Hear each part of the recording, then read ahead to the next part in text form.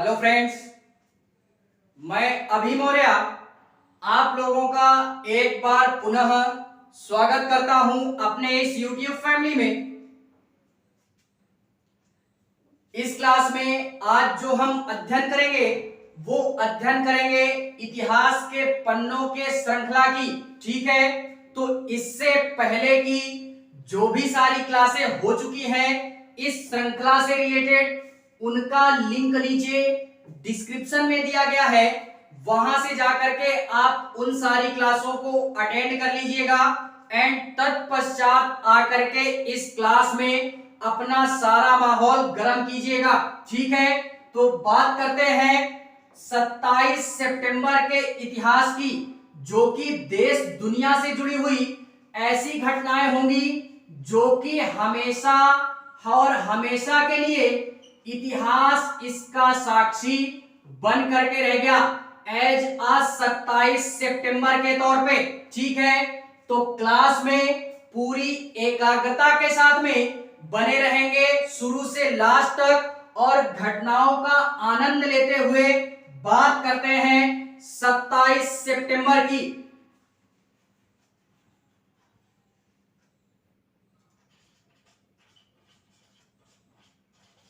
27 सितंबर 1825 की बात करते हैं।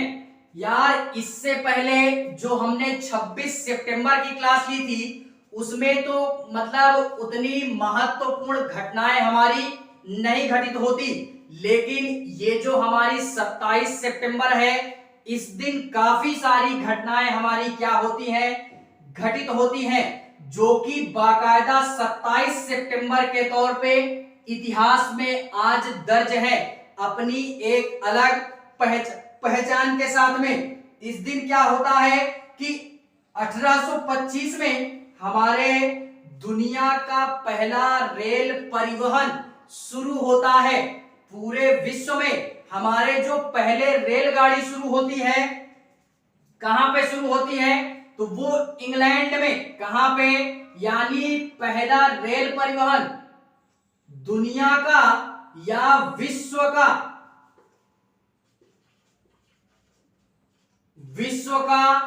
पहला रेल परिवहन शुरू होता है। कहां से शुरू होता है? इंग्लैंड से। इंग्लैंड से क्या होता है? शुरू होता है। और अगर बात करें ये इंग्लैंड से शुरू होता है तो कहां से शुरू होता है? तो इंग्लैंड में ही हमारा एक स्थान पड़ता है जिसको हम लोग डार्लिंगटन के नाम से भी जानते हैं। इस डार्लिंगटन से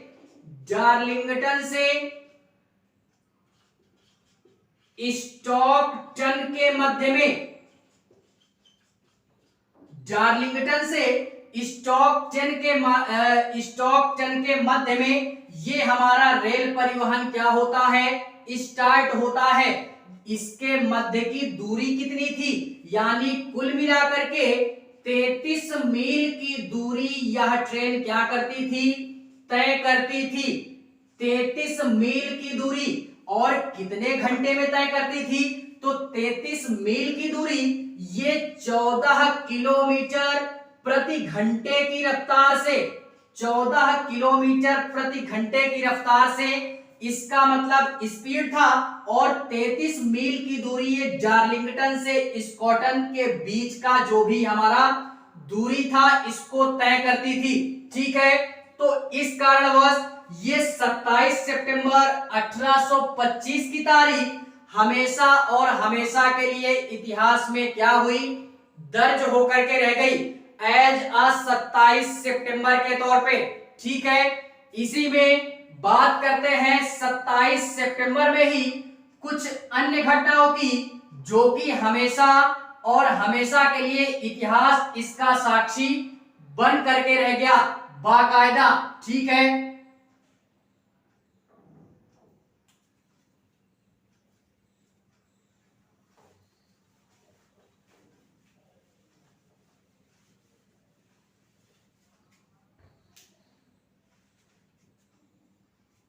देखते हैं इसी में 27 सितंबर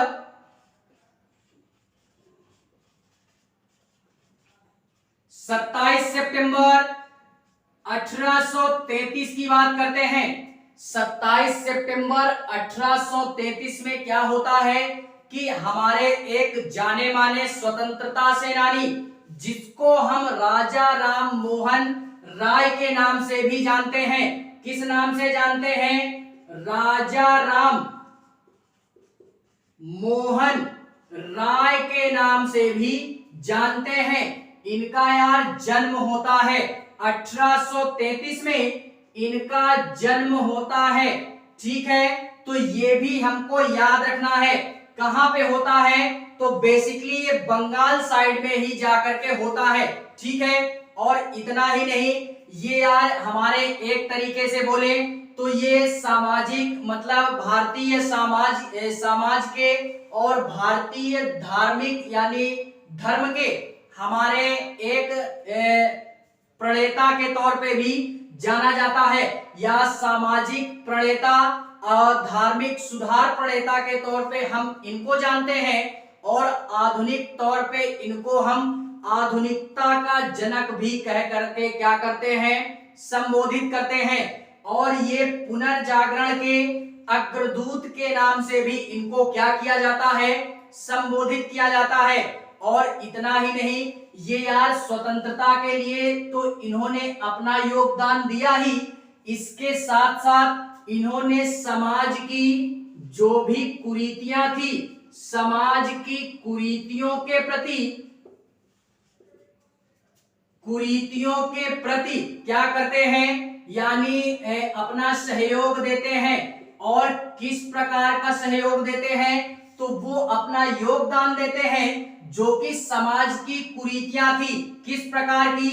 जैसे हमारे कुछ समाज में ऐसे कर्मकांड होते थे जिससे समाज के लोगों को क्या होता था, या प्रॉब्लम्स वगैरह होती थी। ठीक है, जैसे जातिवाद हो गया। यार प्राचीन समय में जातिवाद सबसे बड़ा मैटर होता था कि जाति को लेकर के बहुत सारा माहौल गर्म होता था। ठीक है, तो जाति से संबंधित, कर्मकांड से संबंधित, और इतना ही नहीं, इसी से रिलेटेड हमारे और कई सारे आते हैं। जैसे सती प्रथा हो गया, सती प्रथा के साथ साथ हमारा बाल विवाह वगैरह हो गया, सती प्रथा, इस तरीके के यार हमारे समाज में ऐसी बहुत सारी कुरीतियां थी जिनको राजा राम मोहन राय जी ने बड़े ही बेहतरीन तरीके से अपने योगदान के माध्यम से इनको दूर करने का क्या करते हैं? प्रयास करते हैं। तो इस कारणवश ये जो तारीख है ये बाकायदा आज इतिहास के पन्नों में क्या हुई? राजा राम मोहन राय जी के नाम से बाकायदा 27 सितंबर के तौर पे क्या हुई? दर्ज हुई। वो भी हमेशा और हमेशा के लिए। बात करते हैं इसी 27 सितंबर में कुछ अन्य घटनाओं की, जो कि हमेशा और हमेशा के लिए 27 सितंबर इसका साक्ष्य बन करके रह गया। ठीक है,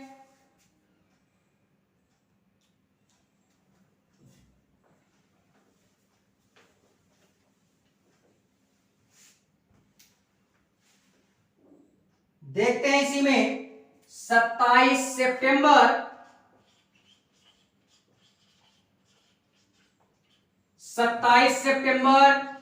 1873 की बात करते हैं। 27 सितंबर 1873 ये वो तारीख है कि ये भी अपने आप में इतिहास में अलग पहचान के साथ में दर्ज होकर के रह गई, बाकायदा 27 सितंबर के तौर पे। ठीक है, इस दिन हमारा क्या होता है कि हमारे एक जाने माने राजनीतिज्ञ या स्वतंत्रता क्रांतिकारी आंदोलनकारी, कुछ भी बोल सकते हैं, तो विट्ठल भाई पटेल, नाम सुना होगा मेरे शेरों ने तो अच्छा है, नहीं सुना है तो और अच्छा है। विट्ठल भाई पटेल, क्या विट्ठल भाई पटेल, इनका क्या होता है? जन्म होता है। इनका जन्म होता है, कहां पे होता है? तो गुजरात के बोडीहार में, या एकदम एग्जैक्ट गुजरात ही बोलते हैं, एग्जैक्ट गांव का नाम थोड़ा सा कंफ्यूज, तो उसको ध्यान नहीं देते, गुजरात ही बोलते हैं, ठीक है। गुजरात में इनका क्या होता है, जन्म होता है। और इतना ही नहीं, गुजरात में जन्म होता है। पहली बात ये जानते हैं कि विट्ठल भाई पटेल थे कौन, ये उतना ज्यादा प्रख्यात या प्रचलित नहीं थे। इनके जो छोटे भाई थे वो काफी प्रख्यात थे, उनका नाम है सरदार वल्लभ भाई पटेल, ये उनके बड़े भाई थे विट्ठल भाई पटेल, ठीक है। तो ये उनके कौन थे, बड़े भाई थे, जो कि भारतीय या भारत के प्रख्यात, हम एक तरीके से बोले तो विधानवेत्ता के तौर पे, आचार्य के तौर पे, या एक आंदोलन स्वतंत्रता आंदोलनकारी के तौर पे ये क्या करते हैं, जाने जाते हैं। और इतना ही नहीं, देश विदेश में ये भारतीय स्वतंत्रता के क्या रहे, प्रचारक के तौर पे भी जाने जाते हैं। और इतना ही नहीं, विट्ठल भाई पटेल जो हैं, ये एक आंदोलन जिसको डारबोली आंदोलन या असहयोग आंदोलन, इन दोनों ही आंदोलनों में विट्ठल भाई पटेल के द्वारा इसमें भाग लिया जाता है और काफी सारी मदद की जाती है। एंड इसी के पश्चात ये जो हमारे विट्ठल भाई पटेल जी हैं, ये एक उस समय पार्टी थी जिसको हम लोग एक पार्टी के नाम से जानते हैं, एक पार्टी स्थापित की गई थी जिसमें विट्ठल भाई पटेल का भी क्या था, बहुत ही महत्वपूर्ण योगदान था, ठीक है। तो इस कारणवश ये जो हमारी तारीख है 27 सितंबर 1873 की, ये बाकायदा आज इतिहास के पन्नों में विट्ठल भाई पटेल जी के नाम से बाकायदा 27 सितंबर में क्या है, दर्ज है, वो भी हमेशा और हमेशा के लिए। बात करते हैं इसी 27 सितंबर में, 27 सितंबर में हम लोग बात करते हैं 1905 की। क्या बात करते हैं, 1905। इसमें स्टार लगाते हैं, इसमें थोड़ा सा स्टार लगाते हैं। क्या करते हैं कि हम लोगों ने 12th में यार पढ़ा होगा, या जिस भी व्यक्ति ने, या जो भी मेरा भाई है, अगर फिजिक्स वगैरह पढ़ करके रखा होगा, तो फिजिक्स में एक हमारा साइंटिस्ट बड़े ही टॉप लेवल पे आता है, जिसको हम लोग अल्बर्ट आइंस्टीन के नाम से भी जानते हैं। तो अल्बर्ट आइंस्टीन के नाम से भी जानते हैं। ये यार वैज्ञानिक तो बहुत हुए, यानी साइंटिस्ट तो बहुत हुए फिजिक्स में, लेकिन जो हमारे टॉप लेवल का साइंटिस्ट था वो था हमारा अल्बर्ट आइंस्टीन। इसने क्या किया था कि 1905 में एक सिद्धांत दिया था जिसको हम लोग क्या बोलते हैं, यानी सापेक्षता का सिद्धांत इक्वल टू और द्रव्यमान ऊर्जा या द्रव्यमान ऊर्जा समीकरण का सिद्धांत ये क्या करते हैं, देते हैं। यानी एक जो हमारा इक्वेशन है या जो समीकरण है, बहुत ही प्रचलित इनका समीकरण है, E बराबर mc स्क्वायर। ये क्या है, ये बहुत ही फेमस फॉर्मूला है इनका। किसका था, ये सापेक्षता के अंतर्गत,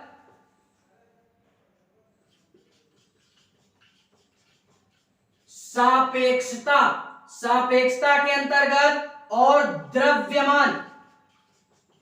द्रव्यमान ऊर्जा समीकरण, द्रव्यमान ऊर्जा का क्या समीकरण ये देते हैं। तो एक तरीके से ये समीकरण सिद्धांत हमारा किसने दिया, अल्बर्ट आइंस्टीन ने।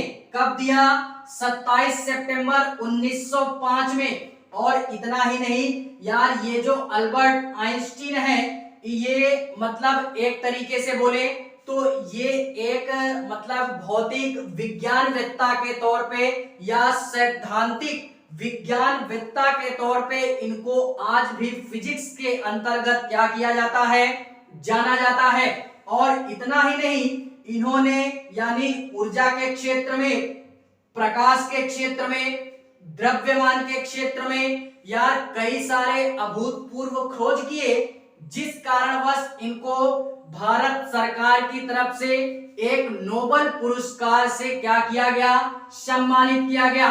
ठीक है, तो इस कारणवश ये जो हमारी तारीख हुई, ये अल्बर्ट आइंस्टीन को लेकर के 27 सितंबर 1905 में बाकायदा क्या हुई, इतिहास में अपनी जगह बना करके दर्ज हुई।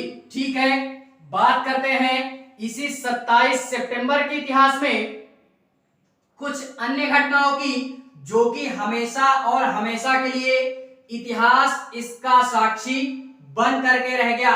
ठीक है,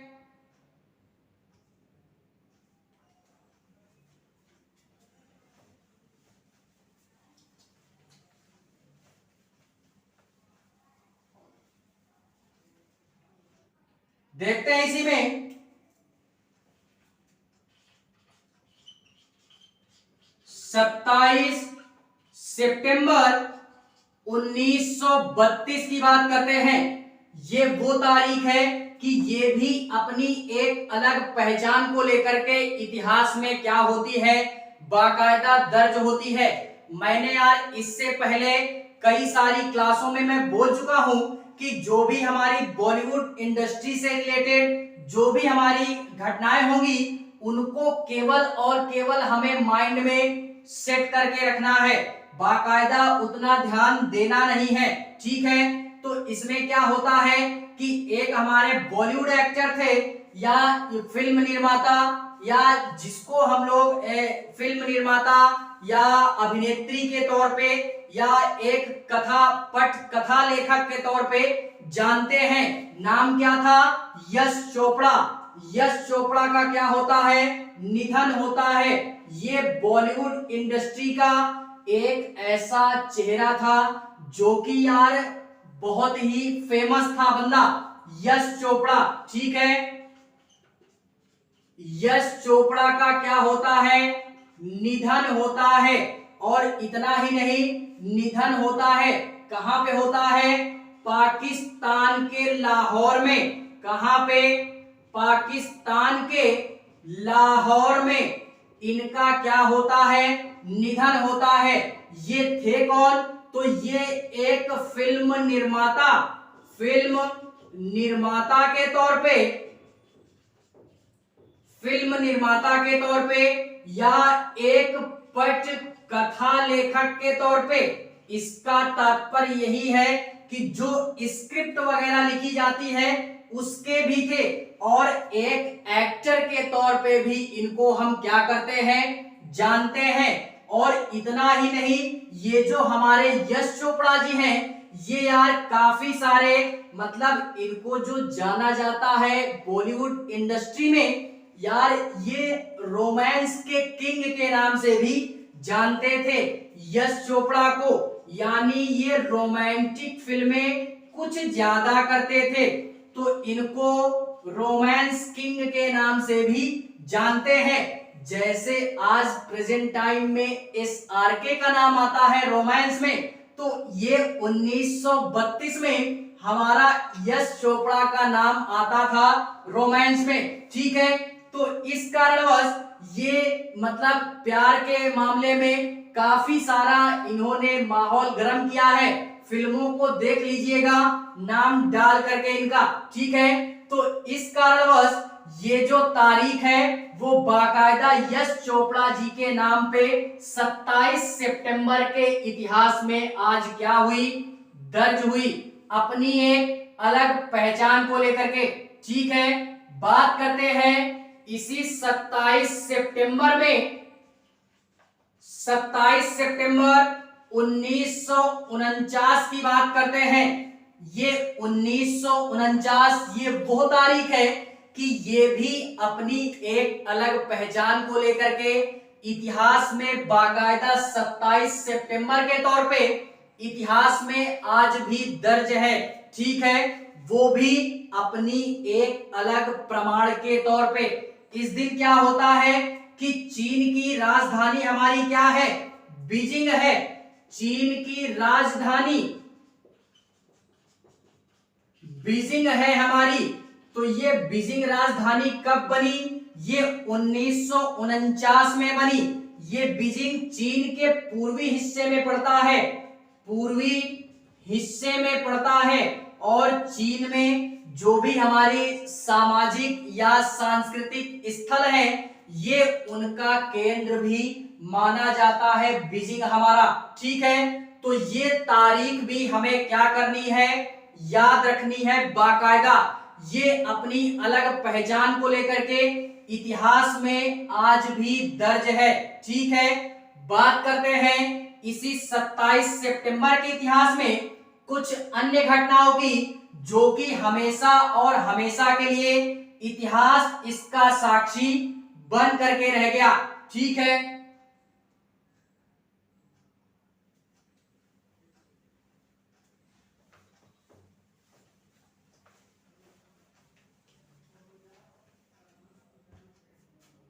देखते हैं इसी में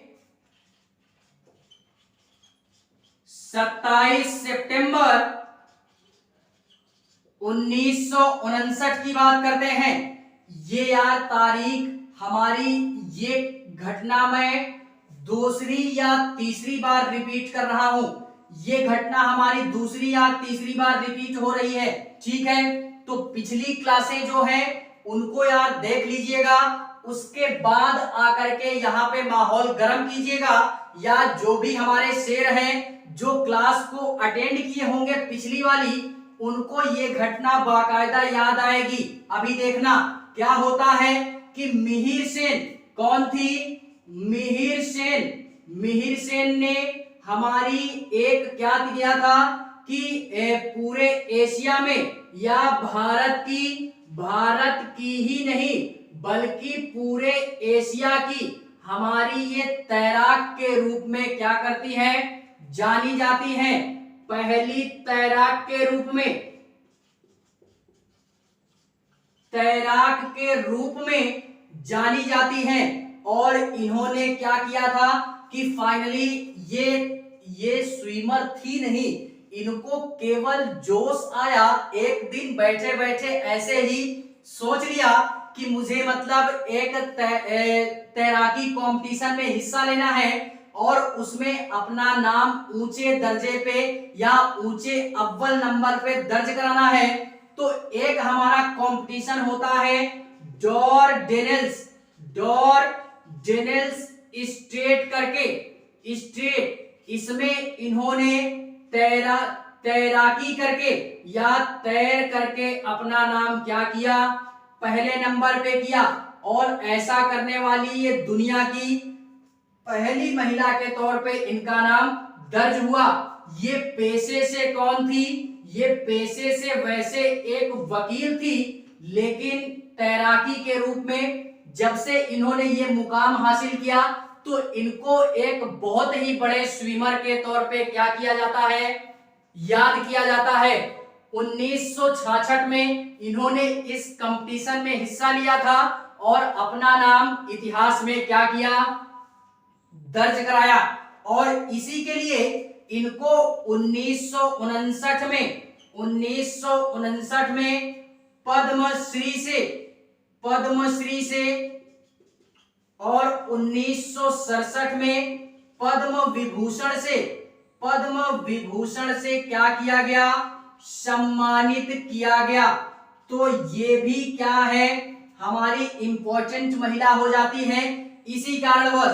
तो यार जो मेरी पिछली क्लास अटेंड किया होगा बंदा, उसमें इस घटना को देख लीजिएगा। ये घटना हमारी पहले भी मैंने 2 या 3 बार इसका अध्ययन करवा दिया है। ठीक है, बात करते हैं इसी में 1959 के बाद हम लोग बात करते हैं कुछ अन्य घटनाओं की, जो कि हमेशा और हमेशा के लिए इतिहास इसका साक्षी बन करके रह गया।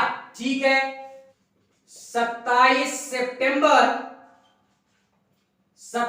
सितंबर 1980 की बात करते हैं। ये भी थोड़ा सा इंपॉर्टेंट है, इसमें एक स्टार लगाते हैं। क्या होता है कि विश्व पर्यटन दिवस विश्व पर्यटन दिवस, विश्व पर्यटन दिवस मनाने की क्या होती है, शुरुआत होती है।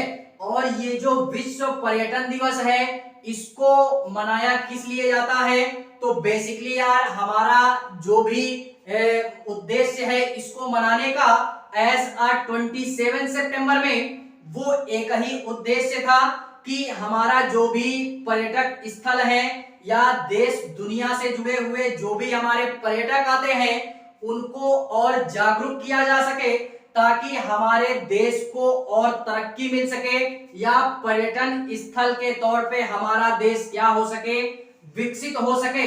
तो बेसिकली आमतौर पे यही बोल सकते हैं कि पर्यटन स्थलों को या पर्यटक को और अधिक जागरूक करने के लिए ये दिवस हमारा मनाया जाता है। और इतना ही नहीं, ये दिवस मनाया मतलब किसने मनाया, इसकी शुरुआत किसने की, तो उसने संयुक्त राष्ट्र ने, किसने, संयुक्त राष्ट्र विश्व पर्यटन संगठन ने, विश्व पर्यटन संगठन के माध्यम से ये हमारा क्या किया गया, माहौल गर्म किया गया, जिसको हम लोग UNWTO के नाम से भी जानते हैं। और यार बेसिकली आमतौर पे 2002 में हमारे पर्यटन विभाग ने एक नई स्कीम चलाई थी जिसको या जिसका उद्देश्य यही था कि हमारे पर्यटन को ज्यादा से ज्यादा बढ़ावा दिया जा सके।